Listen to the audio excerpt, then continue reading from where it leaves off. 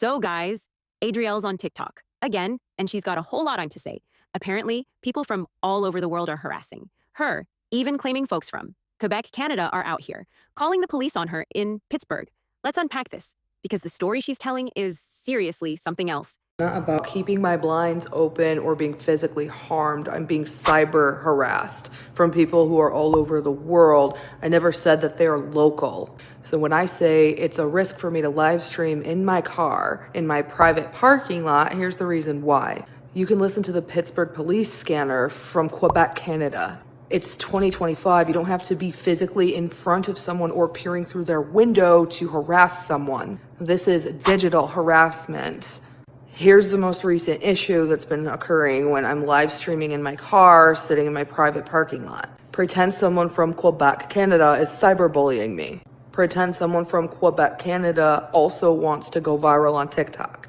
They create an American Google phone number. They download a scanner app. They open my live stream and start screen recording on 2 devices. I'll be innocently live streaming sitting in my car in my private parking lot. They open the scanner app and start screen recording. On their other device, they use their Google phone number to call the Pittsburgh police. In the false call they make, they falsely report something like this. Adrielle Sigler is live streaming in her car, drinking a bottle of vodka. She's drunk operating the vehicle, and I see illicit substances on her TikTok live stream. She also has children in the home. Here are their names. This is her address. Check on her and check on the children immediately. We see narcotics and we see a bottle of vodka. They hang up the phone and stand by the scanner, screen recording, waiting for that dispatcher to send out the false call to police. They screen record this. Simultaneously, I'm live streaming innocently in my car, unaware of what's happening. They're also screen recording that, waiting for my reaction when a police officer pops his head in my driver window.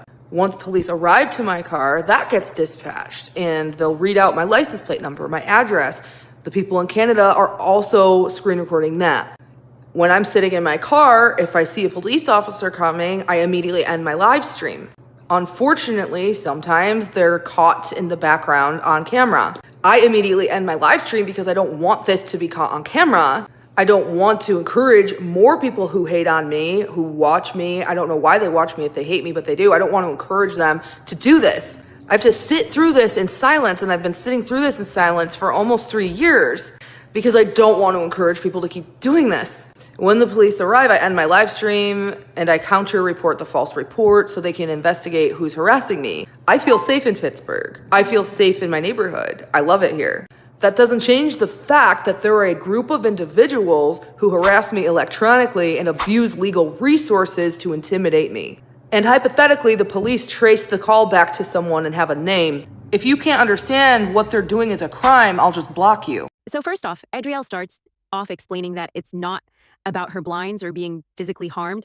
It's all about digital harassment. Then she goes on to say she's being cyber harassed by people around the world, not just locally, and apparently these people can listen to the police scanners all the way from Canada. She's like, it's 2025, you don't need to be outside someone's window to harass them anymore. Okay, true, but the way she says it feels like we're watching a Netflix documentary on cybercrime. Then she says someone from Quebec pretends to be American, makes a fake Google number, downloads a police scanner app, and listens in while she's live, streaming in her car. Like girl, this plot has more twists than an episode of Black Mirror. Next, Adrielle claims they call the Pittsburgh police, using that fake number and then make a false report saying she's drunk in her car, drinking vodka with drugs, visible on her TikTok live. They even supposedly list her address and her kids' names and tell the police to check on her immediately. She continues saying these. People then sit by the scanner app, screen recording, everything, just waiting for the dispatcher to send police to her. Meanwhile, she's just sitting there, innocently live streaming. She says when the police show up, they read her license plate number over, the scanner, and the people. From Canada record that too. Girl, this sounds like a full-on FBI episode at this point. Then Adrielle says she ends her live immediately, every time she sees a cop nearby, because she doesn't want to give the haters any reaction or more footage to use against her. She says she's been dealing with this for almost 3 years in silence because she doesn't want to encourage anyone who hates her to keep doing it. Finally, she says she actually feels safe in Pittsburgh, loves in her neighborhood, but there's just this group of individuals who harass her electronically abuse legal resources to intimidate her. And she finishes it off with, if you can't understand what they're doing is a crime, I'll just block you. Like, okay, Adrielle, we hear you.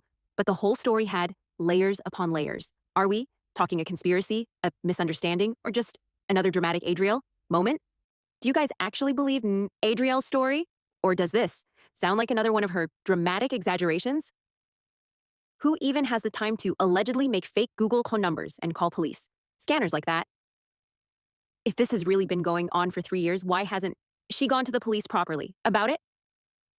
Do you think Adrielle is being genuinely targeted, or is she twisting things for sympathy? Again? So, what do you guys think about this one? Is Adrielle really being cyber harassed, or is this another one of her wild TikTok storylines? Comment below and let's chat.